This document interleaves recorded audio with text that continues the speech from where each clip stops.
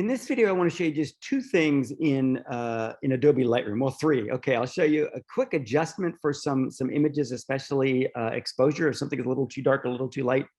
Second, if you have to make color adjustments, there's a really cool shortcut built in that I want to show you. Third, I'm going to show you how to export properly from Lightroom so that you're prepared to upload your photos next to our class website, to texasstatemultimedia.com, the WordPress site. So let's start with an image here. I've got an image here. It's a nice image. It's there's great depth. I love the focus on this one. It's a little dark in the foreground. Again, in Lightroom, you lighten and darken images, not geographically like you used to do in Photoshop, where you'd have to make a mask around a certain area of the photo, but holistically using exposure. So any areas that are too dark or too light, even if there are 6 of them spread around the screen, they're all going to lighten or darken at the same time. All I'm going to do on this one is I want to lighten the dark areas a little bit in the corner of the cap. I'm in Lightroom. I'm on these sliders in the upper right corner. So I've imported my photo. I've got sliders up there. By the way, if you want to add photos, you just go over here and hit the plus sign, select your images from on your computer, and then import them into Lightroom. And then you go along at the bottom here along this film strip and find your new images that you've imported. So I've got one selected. I'm just going to lighten the darker areas a little bit. So with these sliders selected, I just want to go down here and look for shadows. And I'm just going to adjust shadows up a little bit and watch the cap. The dark areas of the cap are going to lighten up. If you watch the folks out here out of focus, but against the window in the back of the classroom, they don't change much. You don't see a lot of difference at all. I could change exposure for the whole image. That would lighten all of it up. I don't want to do that. I just want to lighten the darker areas. So I'm just going to use shadows.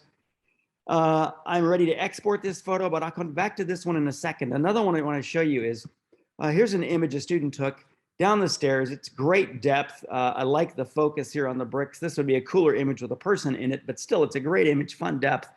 But the color is not right. It's a little blue, right? We'd like to add some warmth or red to it. You can do that too. I can go down here and under color, I could just nudge, I could choose blue, for example, down here from the palette, and like reduce blue a little and see if we can take some of that blue out of it. Can also select red and add some red to try to make the image warmer. So I can try to do some adjustments like that, but there's a really cool shortcut for adjusting color exposure that's wrong in an image like this one is. It's really easy. I'm gonna go up to here where it says white balance. Again, I'm still in the sliders. So I'm in the adjustment area. I'm just gonna go down and select. Color was not selected. I'm going to open color. So there's a pull down right here. It says white balance as shot. This is so cool. I'm going to click here and select auto white balance.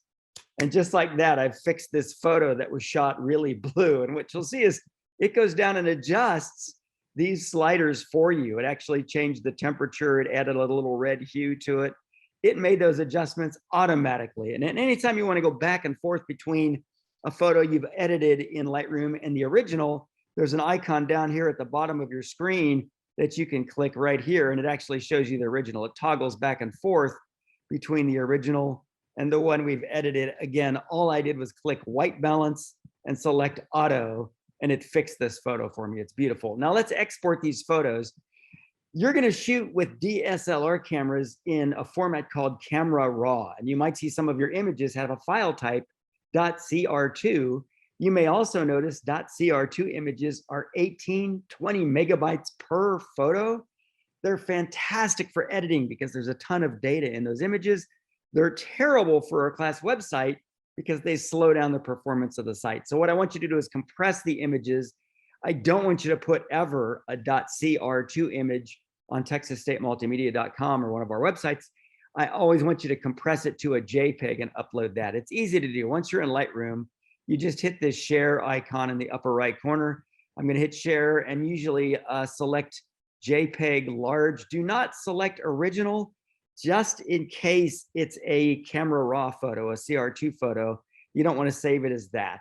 So what I suggest is you select JPEG large or even JPEG small. And I'm going to click that, and then it's going to ask me where I want to put it. I'll go ahead and save this one in downloads just because I already have that selected. So once you hit that, it's going to ask where you want to save it. You give it a location and hit save. That photo is now exported. Let me go to the one, the cap that I adjusted. I'll just make sure that's the one I edited. It is.